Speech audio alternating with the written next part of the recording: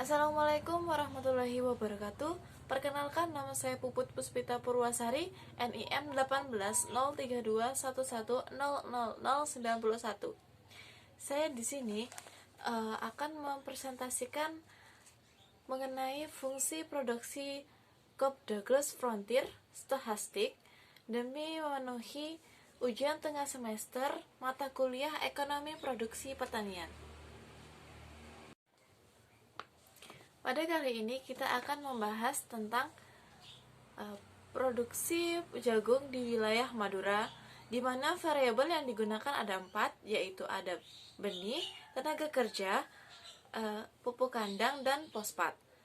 Dengan responden berjumlah 120 orang. Selanjutnya kita akan melakukan tabulasi data dari 120 responden tersebut, di mana di sini ada data mentah, yaitu data yang diberikan dari dosen. Lalu ada data sesuai dengan NIM, di mana dosen meminta kita untuk mengkalikan data mentah tersebut sesuai dengan NIM mahasiswa, di mana NIM saya adalah 91. Selanjutnya ada data logaritma, yang dimana data ini adalah data yang sudah dikalikan 91 dan dilenkan menjadi data logaritma.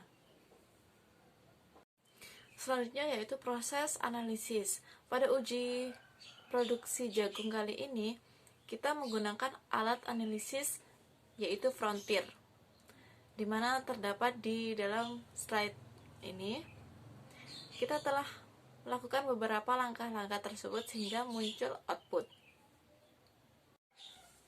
Hasil output pertama adalah OLS estimate seperti pada gambar di slide, di mana diketahui beta 0 adalah konstanta, beta 1 adalah benih, beta 2 adalah tenaga kerja, beta 3 adalah pupuk kandang, dan beta 4 adalah fosfat.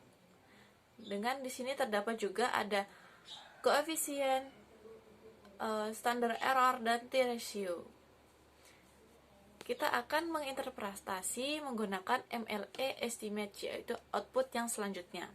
Itu output yang kedua, yaitu MLE estimate, di mana di sini MLE estimate sama dengan OLS estimate yang terdapat beta, koefisien, standar error, dan t-ratio.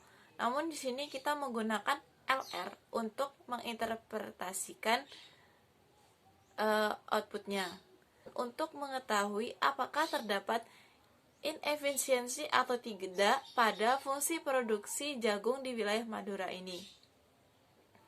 Hipotesis yang digunakan adalah H0 dan H1, di mana H0 tidak terdapat inefisiensi pada usaha tani jagung, sedangkan H1 terdapat inefisiensi pada usaha tani jagung. Nilai LR test tersebut diperoleh sebesar 3,022, sedangkan nilai DF yang diperoleh dari number iteration sebesar 2, dan konsentrasi yang saya gunakan sebesar 5%, sehingga nilai kode Plum diketahui sebesar 5,138. Dengan ini dinyatakan nilai LR lebih kecil dari kode Plum, diketahui bahwa ditolak H1, sehingga tidak terdapat inefisiensi pada produksi jagung di Pulau Madura. Setelah mengetahui nilai LR, kita beralih menginterpretasikan nilai gamma, di mana nilai gamma ini terdapat sebesar 7,2, dan saya di sini menggunakan T-tabel dengan konsentrasi 5% sebesar 2,004. Dan dapat diketahui terdapat 7,2% error term disebabkan karena inefisiensi teknis, dan 92,8% disebabkan oleh resiko. Sebelumnya saya akan menjelaskan sedikit tentang perbedaan hasil estimate pada OLS estimate dan MLE estimate, di mana di sini terdapat perbedaan rumus yang digunakan untuk mengetahui fungsi produksi tersebut. OLS estimate menggunakan rumus Y1 sama dengan A plus AX1Y plus error term. Sedangkan MLE estimate menggunakan Y1 sama dengan A plus AX1Y plus dalam kurung F1 plus U1, di mana F1 adalah resiko dan U1 adalah inefisiensi teknis. Di sini dapat kita ketahui perbedaannya terdapat pada error term, yang dimana OLS estimate langsung menggunakan nilai error term dan MLE estimate menggunakan resiko dan inefisiensi. Selanjutnya kita akan menginterpretasikan satu persatu dari variabel yang digunakan untuk penelitian fungsi produksi jagung di Pulau Madura ini. Yang pertama yaitu benih. Diketahui bahwa nilai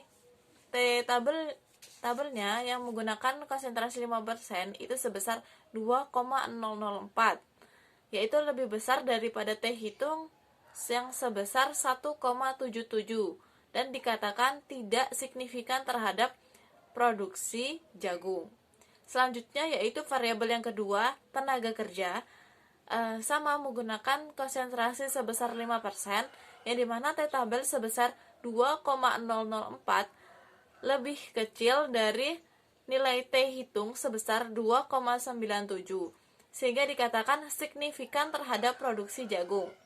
Variabel yang ketiga yaitu pupuk kandang, di mana T tabel juga menggunakan nilai sebesar 5%, konsentrasinya 5% dengan nilai 2,004 lebih besar daripada nilai T hitung yang sebesar 1,58, sehingga dikatakan tidak signifikan terhadap produksi jagung. Variabel yang terakhir yaitu fosfat, di mana menggunakan konsentrasi T tabel sebesar 5%, yaitu 2,004 dan lebih kecil dari nilai T hitung sebesar 2,90, sehingga dikatakan signifikan terhadap produksi jagung. Selanjutnya kita akan menginterpretasikan dari tingkat efisiensi, yang dimana kita dapat menggunakan ketentuan sebagai berikut. Nilai efisiensi lebih besar dari 0,8 dikatakan petani dapat dikatakan efisiensi secara teknis. Sedangkan nilai efisiensi yang lebih kecil dari 0,8 maka petani dapat dikatakan tidak efisiensi secara teknis. Berdasarkan data ini diketahui beberapa petani telah melakukan tindakan yang efisien dan masih ada beberapa petani yang masih belum efisien.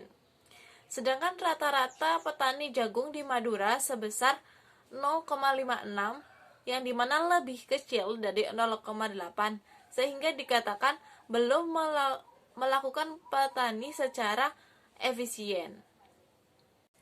Baik, cukup sekian yang dapat saya sampaikan mengenai fungsi produksi frontier stochastik, mengenai fungsi produksi jagung di wilayah Madura. Kurang lebihnya saya mohon maaf. Wassalamualaikum warahmatullahi wabarakatuh.